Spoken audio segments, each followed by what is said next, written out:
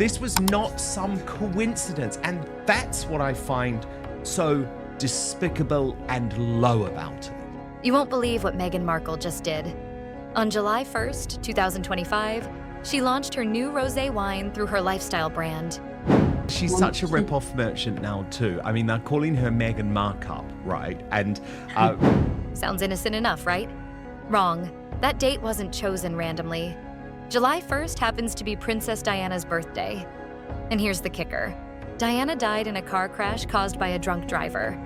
So Meghan decided to launch an alcohol brand on the birthday of a woman who was killed because of alcohol.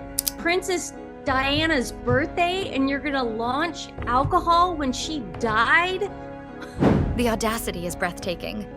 But this story gets so much darker when you realize what was happening behind closed doors. Sources close to the couple reveal that Harry begged Meghan not to do this. He pleaded with her to change the date, knowing how it would look. Her response? She brushed him off completely, telling him it was just a wine launch, not a memorial. Those words didn't land well with Harry, and honestly, they shouldn't land well with anyone who has a shred of decency. The timing feels deliberate, calculated even. Critics immediately pointed out the sick irony of launching alcohol on Diana's birthday, considering the circumstances of her death. she actually briefed to Hello Magazine that this was some type of tribute to Princess Diana. Royal commentators called it tone-deaf at best, malicious at worst. Yet Meghan pushed forward anyway, completely ignoring the backlash and her husband's concerns. This wasn't some oversight or coincidence. This was a choice.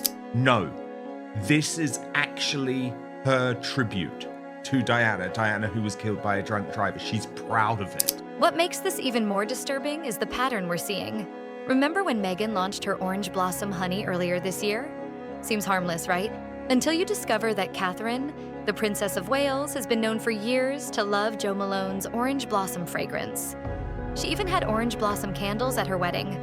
Now suddenly Meghan's launching orange blossom products. It's like she's studying Catherine's every move and trying to copy or overshadow her. This isn't the first time we've seen this behavior. Royal watchers have been documenting a concerning pattern where Meghan seems to shadow Catherine's choices, from fashion to fragrances to public appearances. Some are calling it an obsession, others are using stronger words. The psychological implications are genuinely unsettling when you start connecting all the dots. The wine itself is another scandal entirely. Meghan's forcing customers to buy 3 bottles minimum, totaling $90 plus $20 in shipping costs. You can't even taste it first. She's forcing people to buy a minimum of 3 bottles. Oh, for $90. So it's like, $90. it's greedy, it's encouraging binge drinking. Most wine retailers let you sample before buying, but not Meghan. She's banking on her name alone to sell what critics are calling overpriced, mass-produced wine from a factory that makes celebrity-branded bottles for anyone willing to pay. The wine isn't even made anywhere near Montecito, where she lives.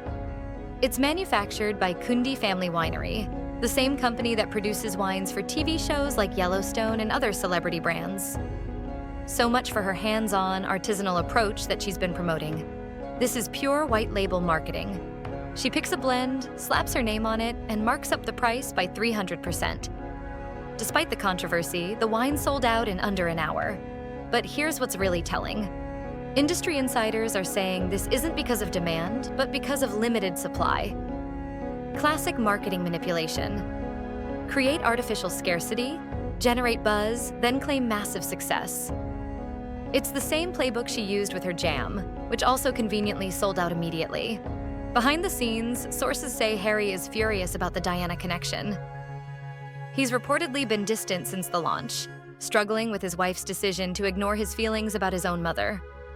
Friends close to Harry describe him as feeling helpless, watching his wife make decisions that hurt his family's memory while he has no real power to stop her. The royal family's response has been telling in its silence. No congratulations, no acknowledgements, nothing. Palace insiders suggest this wine launch has damaged any remaining hope for reconciliation. Using Diana's memory to sell alcohol has crossed a line that can't be uncrossed. William and Catherine are reportedly disgusted by the timing and the implications. King Charles, who has been trying to maintain some relationship with Harry, is said to be reconsidering his approach. The wine launch feels like a final straw, a moment where the palace realizes that every gesture of goodwill will be exploited for commercial gain. The institution is learning that no royal connection is sacred when it comes to Meghan's business ventures. Royal commentators are calling this a turning point. The wine launch has exposed something many suspected but couldn't prove: that Meghan views the royal family as a brand to be monetized rather than a family to be respected. I think people should absolutely deny taking it and make some sort of reasoning that is actually she's just a really unpleasant woman. The timing around Diana's birthday wasn't an accident. It was a calculated decision to generate maximum publicity, regardless of the pain it might cause. The psychological warfare aspect can't be ignored either. Royal experts are noting how this launch fits into a pattern of competitive behavior toward Catherine specifically. Every time Catherine achieves something positive or gets good press, Meghan seems to counter with her own announcement. The orange blossom products, the timing of launches, even the color choices for her branding. It all seems designed to create comparisons. What's most disturbing is how she's using Diana's memory as a shield. Her team leaked to Hello magazine that the wine launch was somehow a tribute to her late mother-in-law. A tribute. An alcohol launch as a tribute to someone killed by drunk driving. Princess Diana passed away from a drunk driver. Yeah. I mean, does Meghan not understand? Or is she doing this on purpose? The mental gymnastics required to justify that narrative shows a level of manipulation that's genuinely concerning. Harry's friends say he's trapped in an impossible situation. He can't publicly criticize his wife without destroying his marriage, but he can't defend her actions without betraying his mother's memory. Sources describe him as increasingly isolated, watching his wife make decisions that alienate him from his family while having no real influence over her business choices. The wine launch has also revealed the purely transactional nature of Meghan's relationship with royal history. She's not honoring Diana's memory, she's exploiting it. She's not celebrating her connection to the royal family, she's commodifying it. Every meaningful relationship and memory becomes raw material for her next product launch. Industry experts are predicting this won't be the last controversy. With more products planned for her lifestyle brand, there will be more opportunities for tone-deaf timing and questionable marketing decisions. The pattern is established now. Royal connections will be leveraged for maximum commercial impact, regardless of the emotional cost to the people actually involved. The international media has picked up on this story because it reveals something fundamental about character. This isn't about politics or protocol.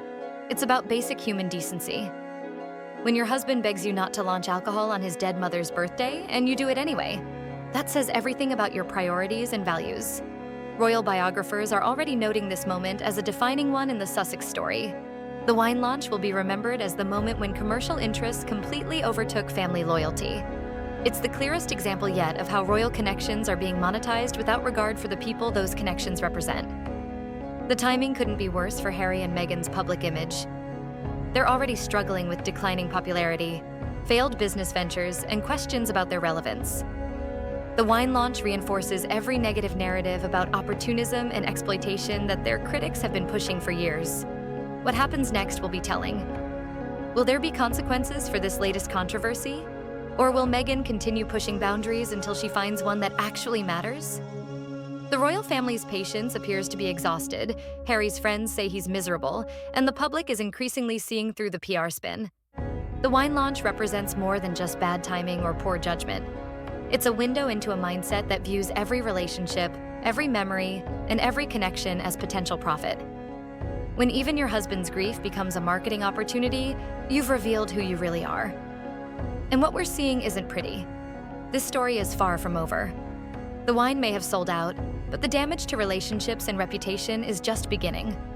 Royal watchers are now looking at every future announcement through this lens. What sacred memory will be commercialized next? What family pain will become the next product launch? The precedent has been set, and it's deeply troubling. The most shocking part might be how calculated this all appears to be. The timing, the marketing, the narrative spin, none of it feels accidental. It feels like a deliberate strategy to generate maximum attention and profit from the most sensitive possible source material. That level of manipulation would be disturbing in any context. But when it involves a grieving family and a tragic death, it becomes something much darker. The wine launch will be remembered as the moment when any remaining benefit of the doubt disappeared. This wasn't a mistake or an oversight. It was a choice. And that choice has revealed everything we need to know about priorities, values, and the true cost of commercial success at any price.